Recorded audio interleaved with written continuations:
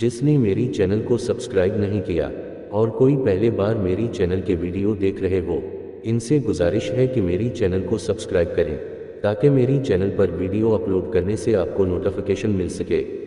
شکریہ۔ سلطنت عثمانیہ، 3 براعظموں کے سلطان۔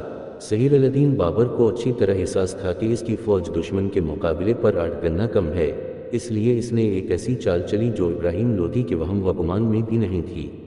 اس نے پانی پت کے میدان میں عثمانی ترکوں کا جنگی حربہ استعمال کرتے ہوئے چمڑے کے رسوں سے 700 بیل گاڑیاں ایک ساتھ باندھ دیں۔ ان کے پیچھے اس کے توپچی اور بندوق بردار آر لیے ہوئے تھے۔ اس زمانے میں توپوں کا نشانہ کچھ زیادہ اچھا نہیں ہوا کرتا تھا، لیکن جب انہوں نے اندھا دھند گولہ باری شروع کی تو کان پھاڑ دینے والے دھماکوں اور بدبودار دھوئیں نے افغان فوج کو ہوش باختہ کر دیا، اور اس ناگہانی آفت سے گھبرا کر جس کا جد المنع تھا ادھر کو بھاگ کھڑا ہوا۔ عثمانی تحفہ۔ یہ پانی پت کی پہلی لڑائی تھی اور اس کے دوران ہندوستان میں پہلی بار کسی جنگ میں بارود استعمال کیا گیا۔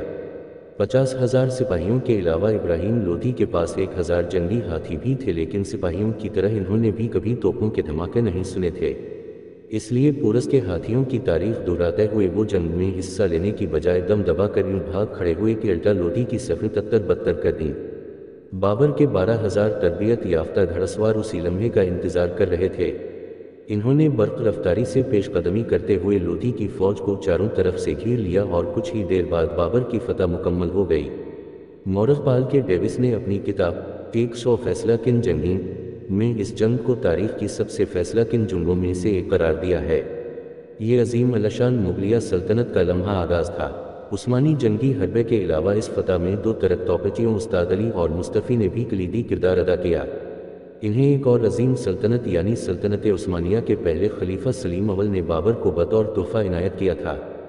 دنیا کی عظیم ترین سلطنتوں میں سے ایک سلطنت عثمانیہ کی داغ بیل عثمان غازی نے 13ویں صدی میں ڈالی تھی۔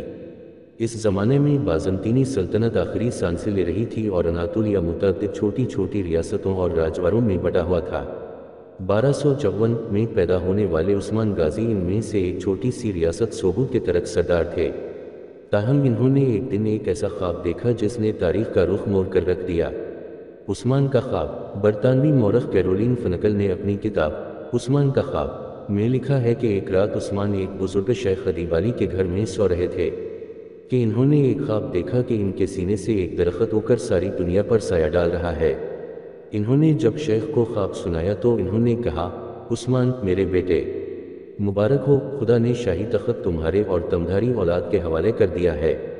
اس خواب نے عثمان غازی کے لیے مہمیز کا کام کیا، کیونکہ وہ سمجھنے لگے کہ اب انہیں خداوندی تائید حاصل ہو گئی ہے۔ اس کے بعد انہوں نے آس پاس کی سلجوق اور ترکمان ریاستوں اور بالآخر بازنطینیوں کو پے در پے شکستیں دے کر اناطولیہ کے بڑے حصے پر اپنا جھنڈا گاڑ دیا۔ یہی خواب بعد میں 6 صدیوں تک راج کرنے والی سلطنت عثمانیہ کا بنیادی جواز اور اسطورہ بن گیا، جس کے سائے میں انہوں نے نہ صرف اناطولیہ بلکہ 3 براعظموں کے بڑے حصوں پر صدیوں تک حکومت کی۔ عثمان کے جانشینوں نے جلد ہی اپنی نظریں یورپ پر جما دیں۔ 1326 میں انہوں نے یونان کا دوسرا بڑا شہر تھیسالونیکی فتح کر لیا، جبکہ 1389 میں وہ سربیا پر قابض ہو گئے۔ لیکن ان کی تاریخ ساز کامیابی 1453 میں بازنطینی دارالحکومت قسطنطنی موجودہ استنبول کی فتح تھی۔ مسلمان پچھلے 700 برسوں سے اس شہر پر قبضہ کرنے کی کوششیں کرتے چلے آئے تھے، لیکن اس کا جغرافیہ کچھ ایسا تھا کہ وہ ہر بار ناکام رہے۔ قسطنطنی کو 3 طرف سے بحیرہ باسفورس نے گھیرے میں لیا ہوا ہے، جو اس کے لیے شہر پناہ کا کام کرتا ہے۔ بازنطینیوں نے گولڈن ہارن کو زنجیریں لگا کر بند کر رکھا تھا، جبکہ دوسری جانب ان کے 28 جنگی جہاز بحر پر معمور تھے۔ 22 اپریل 1453 کو عثمانی سلطان محمد فاتح نے ایک ایسی چال چلی جو کسی کے سان و گمان میں بھی نہ تھی۔ انہوں نے خشکی پر تختوں کی شاہراہ تیار کی اور اس پر تیل اور گھی ڈال کر اسے خوب فسلوا بنا دیا۔ اس کے بعد انہوں نے اپنے اسی بحری جہاز اس راستے پر مویشیوں کی مدد سے گھسیٹ کر دوسری طرف پہنچا دے اور شہر کے حیرت زدہ محافظوں پر آسانی سے قابو پا لیا۔ محمد فاتح نے اپنا دارالحکومت قسطنطنی منتقل کر کے اپنے لیے قیصر روم کا خطاب اختیار کیا۔ پہلا عثمانی خلیفہ فاتح کے پوتے سلیم اول کی نظریں کہیں اور تھیں۔ انہوں نے 1516 اور 1517 میں مصر کے مملوکوں کو شکست دے کر مصر کے علاوہ موجودہ عراق، شام، فلسطین، اردن اور سب سے بڑھ کر حجازہ پر قبضہ کر کے اپنی سلطنت کا رقبہ دوگنا کر دیا۔ اس کے ساتھ ہی آج سے ٹھیک 500 سال قبل حجازہ کے دو مقدس شہروں مکہ اور مدینہ حاصل کرنے کے ساتھ ہی سلیم اول مسلمان دنیا کے سب سے طاقتور حکمران بن گئے۔ عام تصور کے مطابق 1517 ہی سے عثمانی خلافت کا آغاز ہوا اور سلیم اول کو پہلا خلیفہ قرار دیا جاتا ہے، جبکہ ان سے پہلے عثمانی سلطان یا بادشاہ کہلاتے تھے۔ مولانا ابو الکلام آزاد اپنی کتاب مسئلہ خلافت میں لکھتے ہیں، سلطان سلیم خان اول کے عہد سے لے کر آج تک بلا نزاع سلاطین عثمانیہ ترک تمام مسلمان عالم کے خلیفہ و امام ہیں۔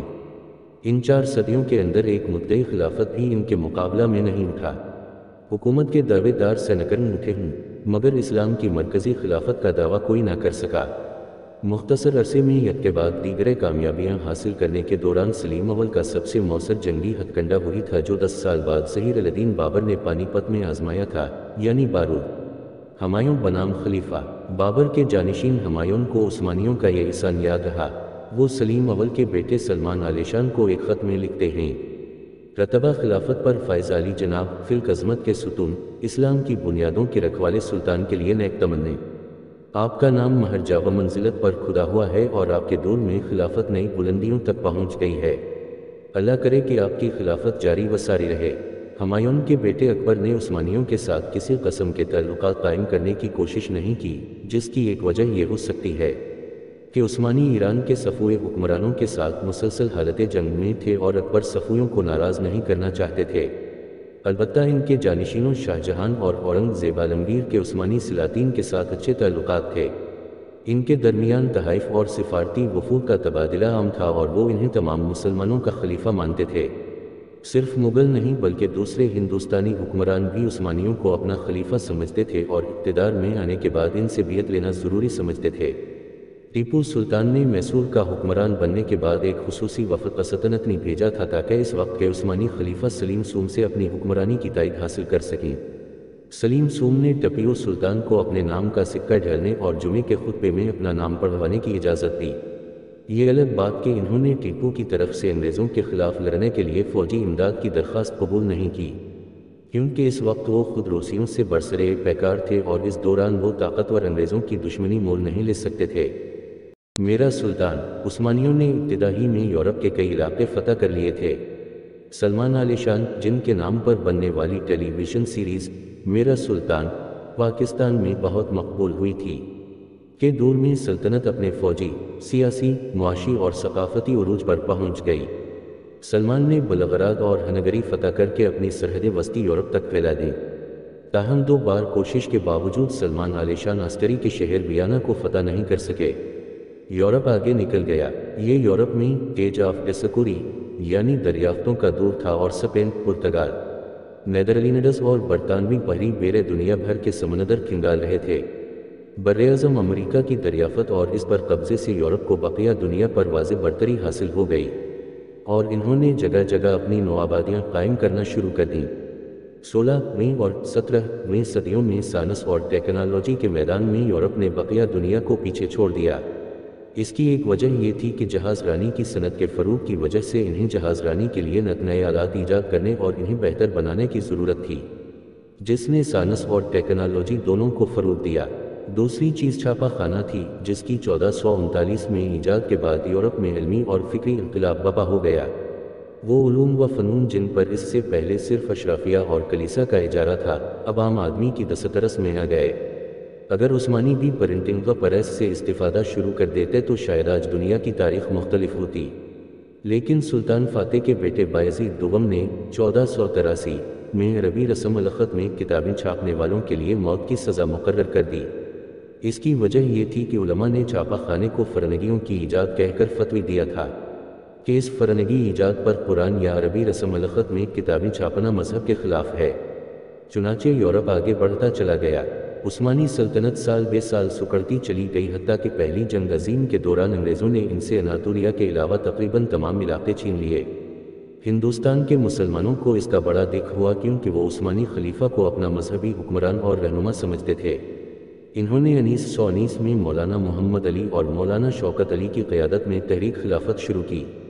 जिसमें अंग्रेज़ों को धमकी दी गई कि अगर इन्होंने खलीफा अब्द अल हमीद को मसूल करने की कोशिश की तो हिंदुस्तानी मुसलमान इनके खिलाफ बगावत कर देंगे। इस तहरीक में अता अल्लाह शाह बुखारी, हसरत मोहानी, मौलाना अबुल कलाम आज़ाद, ज़फ़र अली ख़ान, मौलाना महमूद अल हसन और हकीम अजमल ख़ान जैसे रहनुमा भी शामिल हो गए। गांधी खिलाफत के साथ कायदे अज़म अलग थलग। 1920 में इंडियन नेशनल कांग्रेस ने भी तहरीक खिलाफत का साथ देना शुरू कर दिया। महात्मा गांधी की अदम तशद्दुद पर मबनी सिविल नाफरमानी की मुहिम तहरीक खिलाफत ही के बतन से फूटी थी। दिलचस्प बात यह है कि कायदे आज़म मोहम्मद अली जिन्ना ने खुद को इस तहरीक से अलग थलग रखा क्योंकि वो समझते थे कि ये कामयाब नहीं हो सकेगी। इससे पहले ये तहरीक मज़ीद ज़ोर पकड़ती। 1922 में कमाल अतातुर्क की क़यादत में कौम परस्त ताकतों ने मुल्क का इक़्तिदार संभाल कर खलीफा अब्द अल हमीद को मसूल और खिलाफत के मनसब को ख़त्म कर दिया और यूं 623 बरस तक शान व शौकत से राज करने वाली इस अजीम सल्तनत का सूरज हमेशा के लिए गुरूब हो गया।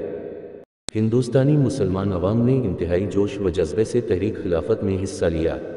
मौलाना सैयद अबुल हसन अली नदवी लिखते हैं, जिन्होंने 1921 से 22 का ज़माना नहीं देखा, इनको क्या बताया जाए कि इस वक्त हिंदुस्तान किस तरह को आतिश फिशं बना हुआ था। इत्तेहादियों की फतह सल्तनत उस्मानिया के खिलाफ इनके मंसूबों और खिलाफत को ख़त्म कर देने की कोशिश की खबर ने सारे हिंदुस्तान में आग लगा रखी थी। मस्जिदों, मुजलसों, मदरसों, घरों, दुकानों और खलवत व जुलूद कहीं गोया इस गुफ्तगू के सिवा कोई गुफ्तगू न थी। इस दौरान हर बड़े छोटे बूढ़े बच्चे और मर्द व औरत की ज़बान पर यह शेर था, बोली अम्मा मोहम्मद अली की जान बेटा खिलाफत पे दे दो। अवाम ने तहरीक की कामयाबी के लिए दिल खोल कर चंदा दिया। हिंदुस्तान के तूल व अरज़ से औरतों तक ने अपने हाथों की चूड़ियाँ और कानों से बूंदे उतार कर खिलाफत कमेटियों की नज़र कर गए। रिवायत मशहूर है कि एक औरत अपना बच्चा ले आई और ये कहकर खिलाफत कमेटी के हवाले कर दिया कि मेरे पास चंदे में देने के लिए इसके सिवा कुछ नहीं है। ये तहरीक तो कामयाब नहीं हो सकी, लेकिन तुर्की के अवाम को ये जज्बा आज भी याद है। जो लोग तुर्की गए हैं वो यही कहते हैं कि दुनिया भर में पाकिस्तानियों की जितनी इज्जत तुर्की में होती है वो किसी और मुल्क में नहीं होती। नोट: ये तहरीर पहली बार 18 नवंबर 2017 को शाये की गई थी। एक वीडियो अर्तुगरुल पर बुनी थी। अगर वो वीडियो किसी ने नहीं देखा हो, इस वीडियो का लिंक डिस्क्रिप्शन में मौजूद है। जिसने मेरी चैनल को सब्सक्राइब नहीं किया और कोई पहले बार मेरी चैनल के वीडियो देख रहे हो, इनसे गुजारिश है कि मेरी चैनल को सब्सक्राइब करें ताकि मेरी चैनल पर वीडियो अपलोड करने से आपको नोटिफिकेशन मिल सके। शुक्रिया।